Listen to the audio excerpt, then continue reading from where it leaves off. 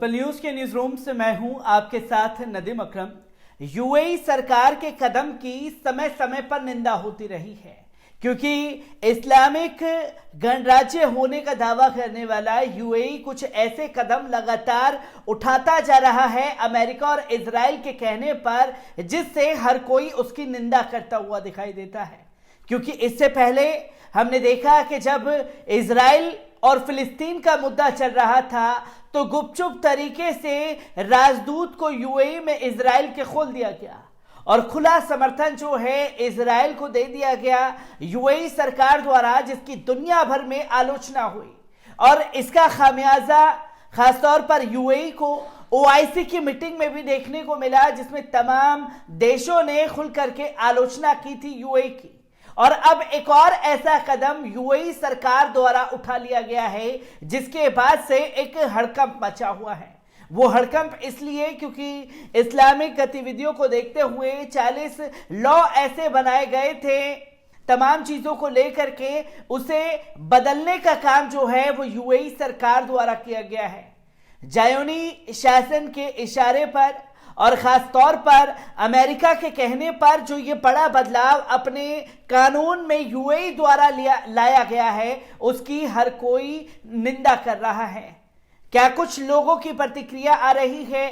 क्या कानून में बदलाव जो है वो यूएई द्वारा किया गया है? एक बार इस रिपोर्ट पर नजर डालेंगे, पर उससे पहले एक अपील, अगर ये वीडियो आप YouTube पर देख रहे हैं तो YouTube पर हमारे चैनल को सब्सक्राइब करना ना भूलिए, बेल आइकॉन दबाइए ताकि नए वीडियो की अपडेट आप लोगों के साथ साझा की जा सके। और अगर ये वीडियो फेसबुक, इंस्टा, ट्विटर पर देख रहे हैं तो इंस्टा, ट्विटर पर हमें फॉलो करना ना भूलिएगा। आपको बता दें कि किस तरीके का कदम जो है वो यूएई सरकार द्वारा उठाया गया है, जिससे इस्लामिक देश होने के बाद उसके ऊपर कई सारे सवाल खड़े हो जाते हैं। जो 40 कानूनों में बदलाव किया गया है यूएई द्वारा, अमेरिका और इजराइल संयुक्त अरब इमारात को अपनी जाल में फंसाने में कामयाब हो गया है। यूएई को अपनी जाल में फंसाने में पूरी तरीके से अमेरिका और इजराइल कामयाब हुआ है। अमेरिका के दबाव में आकर इजराइल के साथ संबंधों की स्थापना के बाद संयुक्त अरब इमारात में इस्लामी कानून का खुला उल्लंघन शुरू हो गया है और संयुक्त अरब अमीरात ने दबाव में आकर 40 कानूनों में बदलाव किए हैं, जिनमें शादी से पहले शारीरिक संबंध बनाने को भी अपराध की सूची से निकाल दिया गया है। इसके अलावा संयुक्त अरब इमारात ने शराब पीने और ऑनर किलिंग जैसे कानून में भी नरमी की है। संयुक्त अरब इमारात के सरकारी मीडिया से जारी बयान में कहा गया है कि जोड़े शादी से पहले पैदा होने वाले बच्चों को कानूनी हैसियत दिलाने के लिए तुरंत विवाह कर लें। बयान में सचेत किया गया है कि अगर माता पिता बच्चे को स्वीकार नहीं करते हैं और उसकी देखभाल नहीं करते हैं तो उन पर फौजदारी का मुकदमा चलाया जाएगा, जिसकी सजा लगभग 2 साल कैद हो सकती है।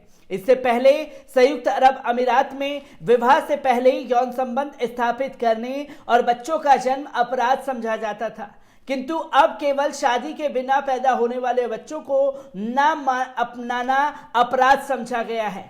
संयुक्त अरब अमीरात में इस्लामी शिक्षाओं में तथा कथित सुधार का ब्यौरा धीरे धीरे सामने आ रहा है।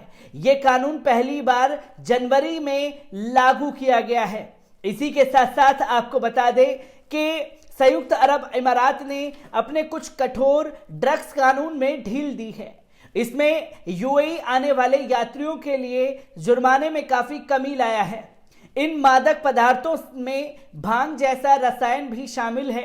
नए कानून के मुताबिक देश में भांग के साथ भोजन, पेय अथवा अन्य सामान ले जाने वाले लोग अब पहली बार जेल नहीं जाएंगे, बल्कि अधिकारी उनके उत्पाद जब्त कर उसे नष्ट कर देंगे।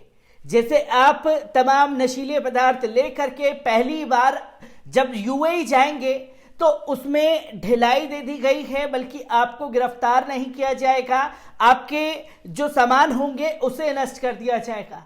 इससे पहले जो भी यूएई में नशीली सामान लेकर के जाता था या वो पकड़ा जाता था तो उसे लगभग 1.5 साल की सजा का ऐलान किया जाता था। पहली बार भांग या ड्रग्स के साथ पकड़े जाने पर सिर्फ उत्पाद नष्ट करेंगे। अफसर निजी इस्तेमाल के लिए आम दवाओं के आयात को लेकर यह कानून दुनिया के सबसे प्रतिबंधात्मक देशों में से एक माने जाने वाले यूएई में एक बड़े बदलाव को चिन्हित करता है। इसमें भांग से लेकर नशीली पदार्थ, दर्द निवारक एवं एम्फेटामिन जैसी दवाएं भी शामिल हैं। अन्य बदलाव में पहली बार नशीली दवाओं के अपराधियों के लिए न्यूनतम सजा को 2 साल से घटाकर 3 महीने करना और अन्य अपराधियों से अलग दोषियों को पुनर्वास की पेशकश करना शामिल है। पकड़े गए विदेशी ड्रग सजाकर्ताओं के आमतौर पर कारावास के बाद उनके गृह देशों में भेज दिया जाता था, लेकिन नया कानून यह निर्णय को न्यायाधीश पर छोड़ देता है। मतलब पहले जब कोई विदेशी पकड़ा जाता था तो उसे सजा के बाद उसके देश भेज दिया जाता था। अब वो वहीं रह करके उन घटनाओं को अंजाम देगा या नहीं, ये फैसला अब जज के ऊपर छोड़ दिया गया है।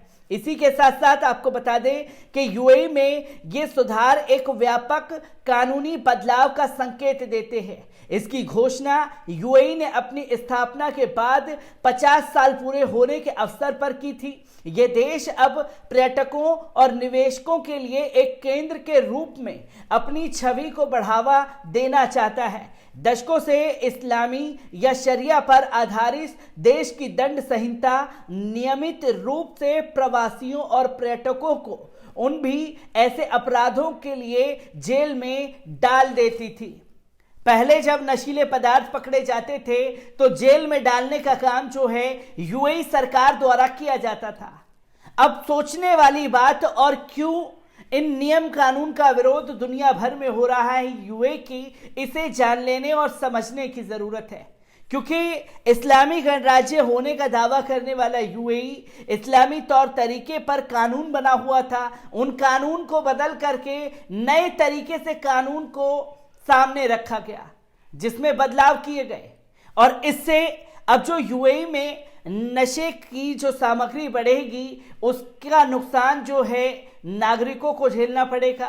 क्योंकि यूएई की बात अगर की जाए तो यूएई की अपनी कुल मिलाकर के आबादी जो है वो लगभग 30 से 40 हजार होगी।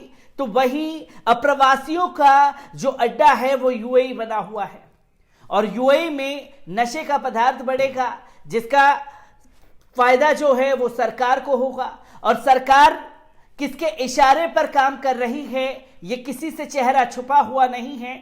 जहां इजराइल और अमेरिका के जाल में यूएई फंस चुका है और तमाम नियम कानून की धज्जियां उड़ाने में ये तीनों देश कोई कसर नहीं छोड़ रहे। तमाम लोगों का विरोध जो है वो यूएई सरकार को लेकर के बढ़ रहा है कि वो आखिरकार इजराइल के नक्शे कदम पर क्यों चलने के लिए उतारू हो चुका है। तो यूएई के इस कदम को लेकर के मैं हर खबर से आपको रूबरू कराता रहूंगा। दीजिए इजाजत, शुक्रिया।